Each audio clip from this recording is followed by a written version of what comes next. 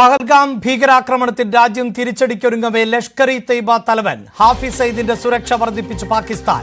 നിലവിലെ സുരക്ഷയ്ക്ക് പുറമെ സ്പെഷ്യൽ സർവീസ് ഗ്രൂപ്പിലെ മുൻ കമാൻഡോകൾ ഹാഫിസ് സയ്യിദിന് സുരക്ഷ ഒരുക്കും. ഭീകരവിരുദ്ധ പോരാട്ടത്തിൽ ഇന്ത്യക്കൊപ്പമെന്ന് ആവർത്തിക്കുകയാണ് അമേരിക്ക. അന്വേഷണവുമായി സഹകരിക്കണമെന്ന് പാകിസ്ഥാനെ ഉപദേശിച്ച അമേരിക്ക ചർച്ചകളിലൂടെ ഇരു രാജ്യങ്ങളും സംഘർഷം ഒഴിവാക്കണമെന്നും ആവശ്യപ്പെട്ടു.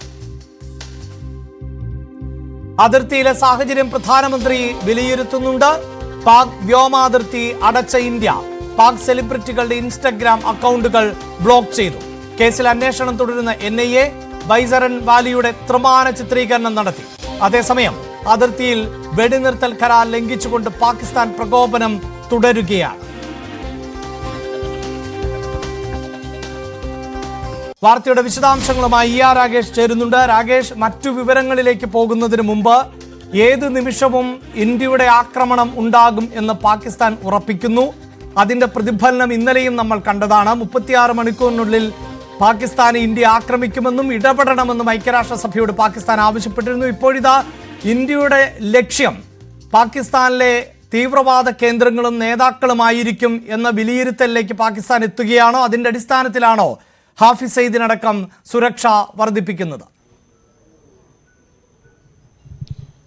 അഭിലാഷ്, ഇന്ത്യയുടെ തിരിച്ചടി പ്രതീക്ഷിക്കുന്നുണ്ട് പാകിസ്ഥാൻ. പാക് നേതാക്കളുടെയൊക്കെ തന്നെ പ്രതികരണങ്ങളിൽ അത് വ്യക്തമാണ്. മാത്രവുമല്ല, TRF ഈ ആക്രമണം നടന്നതിന് ശേഷം TRF അതിന്റെ ഉത്തരവാദിത്തം ഏറ്റെടുത്തിരുന്നു. പക്ഷേ കശ്മീരിലെ ജനങ്ങളുടെ അടക്കം ഭാഗത്തുനിന്ന് ഇതിനെതിരെ വലിയ പ്രതികരണമുണ്ടായി, പ്രതിഷേധമുണ്ടായി. തൊട്ടു പിന്നാലെ TRF അവരുടെ നിലപാട് മാറ്റുകയായിരുന്നു. ഞങ്ങളല്ല ആക്രമിച്ചതെന്ന് പറഞ്ഞുകൊണ്ട് അവർ രംഗത്ത് വരികയായിരുന്നു.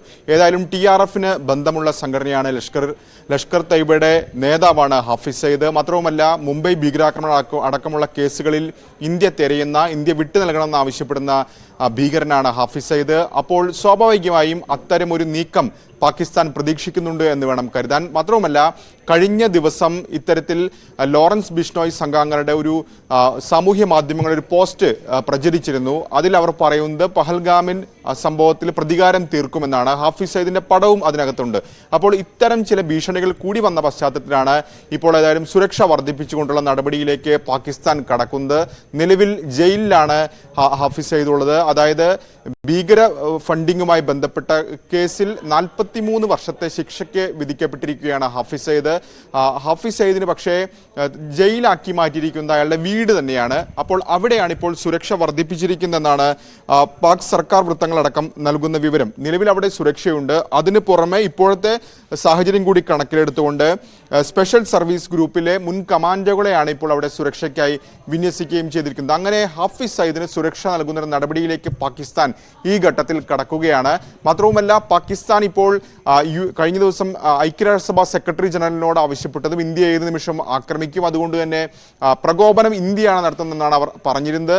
ഇപ്പോൾ US-ഉമായുള്ള സംഭാഷണത്തിലും ഈ തർക്കം പരിഹരിക്കാൻ, അല്ലെങ്കിൽ ഇന്ത്യ ആക്രമിക്കരുതെന്ന നിലപാടെടുക്കാൻ, അല്ലെങ്കിൽ അത്തരമൊരു ഇടപെടൽ അമേരിക്കയുടെ ഭാഗത്ത് വേണം എന്നൊരാവശ്യം പാകിസ്ഥാൻ മുന്നോട്ട് വെച്ചിട്ടുണ്ട്. കാരണം US വിദേശകാര്യമന്ത്രി S ജയശങ്കറുമായി സംസാരിച്ചു, പാക് പ്രധാനമന്ത്രിയുമായി സംസാരിച്ചു. ഈ രണ്ടു പേരോടുള്ള സംസാരത്തിൽ S ജയശങ്കറുമായുള്ള ചർച്ചയിൽ പ്രധാനമായും പറഞ്ഞത് ഭീകരവാദത്തിനെതിരായ പോരാട്ടത്തിൽ ഇന്ത്യക്കൊപ്പം അമേരിക്ക നിൽക്കുന്നുവെന്ന് വ്യക്തമാക്കിയിട്ടുണ്ട്. പക്ഷേ അതിർത്തിയിലെ പ്രശ്നങ്ങൾ അത് ചർച്ച ചെയ്ത് പരിഹരിക്കണം എന്നാണ് അമേരിക്ക മുന്നോട്ട് വെച്ചിരിക്കുന്നത്. പാകിസ്ഥാനോടായി പറഞ്ഞിരിക്കുന്നത്, ഒന്ന്, ഈ ആക്രമണത്തെ അപലപിക്കാൻ പാകിസ്ഥാൻ തയ്യാറാകണം.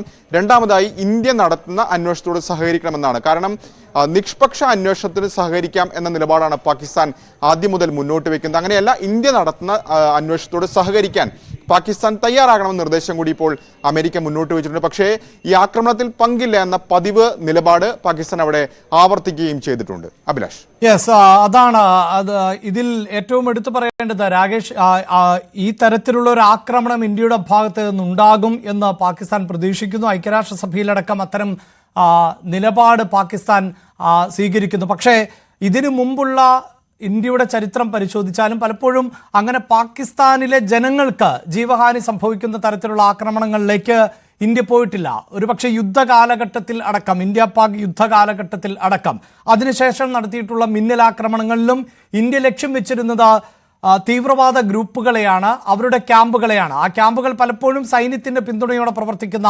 ക്യാമ്പുകളാണ്. ആ ക്യാമ്പുകൾക്ക് സുരക്ഷ ഒരുക്കുന്നത്, പരിശീലനം നൽകുന്നതെല്ലാം പാകിസ്ഥാൻ സൈന്യമാണ്. ആ നിലയിൽ സൈന്യത്തിന് നേരെയുണ്ടാകുന്ന ഒരു ആക്രമണം ഒരുപക്ഷെ